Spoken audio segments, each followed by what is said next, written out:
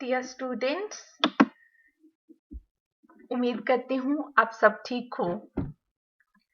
आज मैं आपके साथ आज का लेसन शुरू करने से पहले एक कहावत साझा करना चाहती हूँ। ध्यान से सुनिए। Change is the only permanent thing in life. इसका मतलब है कि हमारी लाइफ में जो सबसे परमानेंट चीज है वो चेंज ही है। ये मैं क्यों बात कर रही हूँ चेंज के बारे में? ये मैं इसलिए बात कर रही हूँ राजे, क्योंकि देखो पहले आप कॉलेज आते थे, फ्रेंड से मिल पाते थे, टीचर्स के साथ लेक्चर अटेंड करते थे, पर अब ऐसा नहीं हो रहा। ये एक बदलाव है, एक चेंज आया हुआ है। तो क्योंकि चेंज तो आते ही रहना होता है लाइफ में, कभी कोई चीज बदलेगी तो कभी कोई चीज बदलेगी, तो हमें अपने अंदर वो क्षमता पैदा करनी है कि हम उस चेंज के अनुसार, बदलाव के अनुसार खुद को ढाल सकें। तो बेटा, अब आपकी पढ़ाई कैसे होती है? ऑनलाइन क्लासेस और वीडियोस के माध्यम से। तो ये वीडियोस आप ध्यान से देखिए, ऑनलाइन क्लासेस अपनी ध्यान से लगाइए। अगला टॉपिक आपका है बेटा समूह के कार्य। पिछले वीडियो में मैंने आपको बताया था कि समूह की परिभाषा क्या है, समूह का अर्थ क्या है और समूह के अलग अलग प्रकार क्या हैं। इस वीडियो में हम देखेंगे कि एक समूह अपने सदस्यों के लिए, अपने मेंबर्स के लिए एक ग्रुप क्या क्या काम करता है, क्या क्या कार्य करता है। बहुत से ऐसे कार्य हैं, फंक्शंस हैं जो एक ग्रुप पूरा करता है। इनमें पहली जो पॉइंट आ जाता है वो है राजे आवश्यकताओं की विभेदीय संतुष्टि। मेंबर्स की अलग अलग जरूरतें होती हैं किसी भी ग्रुप में, उनकी संतुष्टि करना, उनकी पूर्ति करना किसी भी ग्रुप का एक प्रमुख कार्य है। दो प्रकार के सदस्य होते हैं बेटा, प्रभावी एवं महत्वपूर्ण, ये पहली कैटेगरी है। और दूसरी कैटेगरी में लोग आ जाते हैं, मेंबर्स जो होते हैं वो होते हैं अप्रभावी या साधारण मेंबर्स। प्रभावी सदस्य ऊंची कोटि के होते हैं और वो जरूरी डिसीजंस लेते हैं, महत्वपूर्ण निर्णय लेते हैं। इसके विपरीत जो साधारण सदस्य होते हैं वो डिसीजंस नहीं लेते, निर्णय नहीं लेते, पर वो प्रभावी सदस्यों की सभी कार्यों में मदद करते हैं। समूह जो होता है, जो ग्रुप होता है, वो इन सभी मेंबर्स की जरूरतों की संतुष्टि एक रूप से पूरा नहीं करता, वो विभेदित करके इन लोगों की जरूरतों की संतुष्टि करता है। जो प्रभावी सदस्य होते हैं उनकी सभी महत्वपूर्ण जरूरतों की पूर्ति की जाती है, पर जो साधारण सदस्य होते हैं उनकी सिर्फ जरूरी आवश्यकताएं जैसे भोजन, कपड़ा, मकान इत्यादि को पूरा किया जाता है।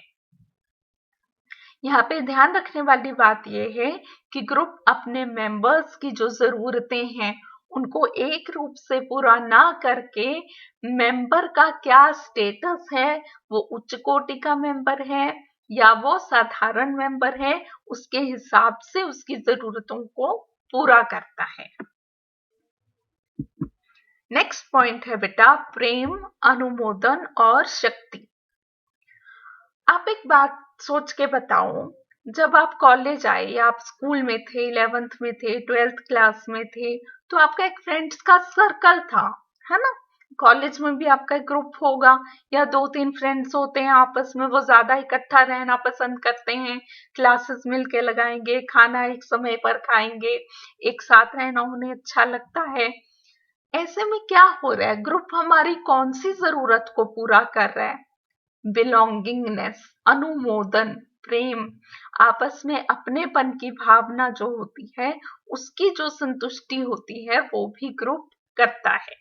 इस इच्छा की पूर्ति भी ग्रुप करता है। आइए देखते हैं क्या लिखा है।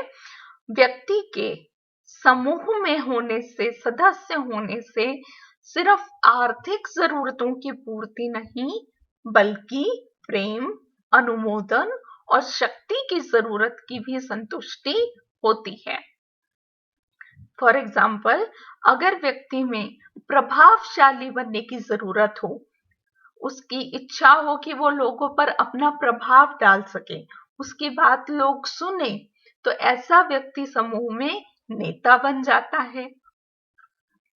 समूह से अपनेपन की आवश्यकता पूरी होती है और उसके मेंबर्स में हम लोगों की भावना को प्रोत्साहन मिलता है। जैसे हम कह देते हैं कि उस ग्रुप में एकता बहुत है, या वो क्रिकेट की टीम हमेशा एकजुट होकर क्रिकेट का मैच खेलती है, तो इससे यूनिटी और एकता का भी हमें पाठ सीखने को मिलता है। थर्ड पॉइंट है इसमें नई आवश्यकताओं का निर्माण। मनुष्य की जरूरतें जो होती हैं बेटा, वो सीमित नहीं होती, ना वो स्थिर होती हैं, बदलती रहती है मनुष्य की जरूरतें। पुरानी जरूरतों का पूरा होने पर नई जरूरतें पैदा हो जाती हैं। नई जरूरतों के पैदा होने पर उनकी पूर्ति के लिए जो मेंबर्स होते हैं, सदस्य होते हैं समूह के, वो और अधिक मेहनत करने लगते हैं और अधिक क्रियाशील हो जाते हैं और ज्यादा एक्टिविटीज में पार्ट लेने लगते हैं। इससे क्या होता है, इससे जो ग्रुप का या समूह का अस्तित्व है कि हाँ ये समूह अभी भी कायम है, बरकरार है, वो बना रहता है। इससे दूसरा फायदा बेटा ये होता है कि ग्रुप का कार्य क्षेत्र विकसित होता है। जब एक ही ग्रुप के मेंबर्स अलग अलग एक्टिविटीज में पार्ट लेने लगते हैं, तो उस ग्रुप का कार्य क्षेत्र और बड़ा हो जाता है, विकसित हो जाता है। ऐसे क्रियाशील सदस्य जो अपनी नई जरूरतों की पूर्ति के लिए और ज्यादा एक्टिविटीज कर रहे हैं और वो रिस्पॉन्सिबल भी होते हैं, वो समूह के लिए अपनी जान की बाजी तक लगा देते हैं, हिचकिचाते नहीं है वो जान तक की बाजी लगाने में। ये जरूरतें, नई जरूरतें किस प्रकार की हो सकती हैं? जैसे मान लो कोई मेंबर चाहता है कि मेरे ग्रुप में और लोग जुड़े, जैसे कोई मेंबर चाह सकता है कि मेरा ग्रुप फेमस हो। जैसे कई बार हम म्यूजिक के ग्रुप्स देखते हैं, म्यूजिकल बैंड्स होते हैं जो चाहते हैं कि हमें लोकप्रियता हासिल हो, या राजनीतिक पार्टी के जो सदस्य होते हैं वो इस बात को बहुत अच्छे से समझते हैं, जानते हैं कि नई आवश्यकताएं जो पैदा होती रहती हैं समय के साथ साथ, उनको पूरा किए बगैर पार्टी का अस्तित्व खतरे में पड़ जाता है। इसलिए एक जो ग्रुप है वो क्या क्या कार्य करता है, उसमें तीसरा कार्य है कि वो नई आवश्यकताओं का निर्माण करता है और उनकी पूर्ति करने में भी मेंबर्स की मदद करता है। चौथा पॉइंट इसमें आ जाता है राजे, व्यक्ति का सामाजिकरण। स्वाभाविक सी बात है कि जब हम एक ग्रुप को बिलोंग करते हैं, किसी ग्रुप का हम हिस्सा बनते हैं, जैसे फैमिली, जैसे स्कूल या कोई धार्मिक समूह, तो हम बहुत से प्रत्यक्ष और अप्रत्यक्ष तरीकों से सामाजिकता सीखते हैं। जैसे हम कहते हैं कि समाज में उठना बैठना कैसे है, लोगों से बातचीत कैसे करनी है, कैसे हमें अपना आचरण रखना है, इसे हम प्रत्यक्ष रूप से सीखते हैं। प्रत्यक्ष यानी क्लियर कट दिखने वाला, और अप्रत्यक्ष यानी क्लियर कट ना दिखने वाला पर शांत रूप से भी संपन्न होने वाला। तो इन दोनों तरीकों से हमारा समाजीकरण जो होता है वो ग्रुप का हिस्सा बनकर पूरा होता है। व्यक्ति एक अच्छे समूह का सदस्य बनकर उन मानदंडों के अनुसार अपने व्यवहार को भी बदलता है और नए व्यवहारों को सीखता है जो मानदंड उस ग्रुप में स्वीकृत होते हैं। मानदंड होता है राजे व्यवहार करने के सही पैमाने, कह सकते हो आप इन्हें, कि सही आचरण क्या है। एक ग्रुप के अंदर व्यवहार का एक तरीका सही है, तो हो सकता है दूसरे किसी ग्रुप में वही तरीका गलत माना जाए।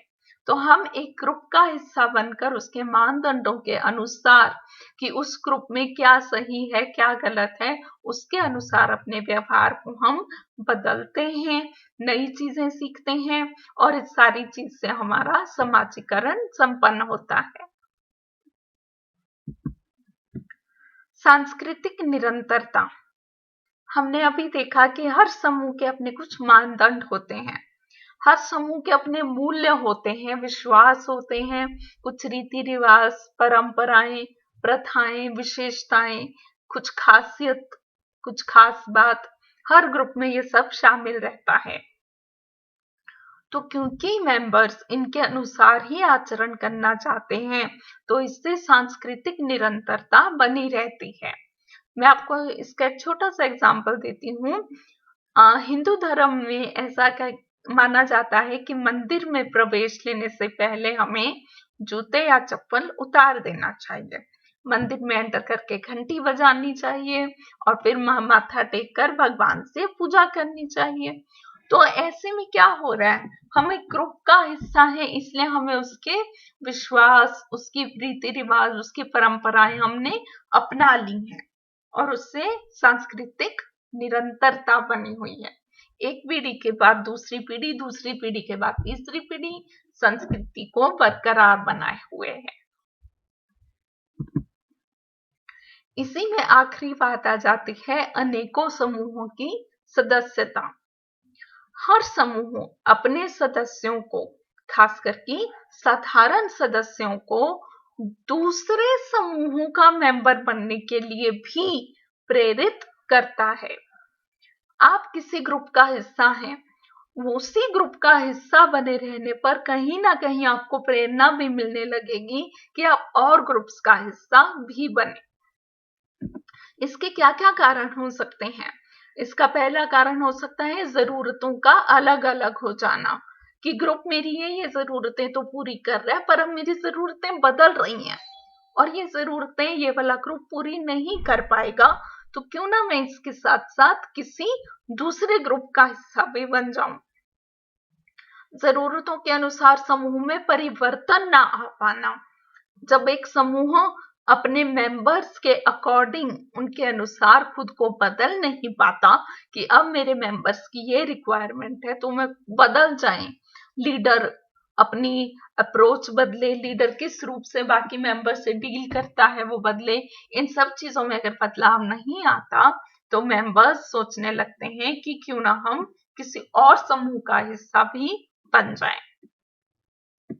तो इस तरीके से हर समूह अपने सदस्यों के लिए अलग अलग कार्य करता है, जिससे कि समूह का अस्तित्व और उसके सदस्यों की गरिमा बनी रहती है। इसके साथ आपका ये वाला टॉपिक खत्म हो जाता है। ये छोटा टॉपिक है बेटा, इसका वीडियो आप 3-4 बार देखिएगा और रिवाइज कर लीजिएगा।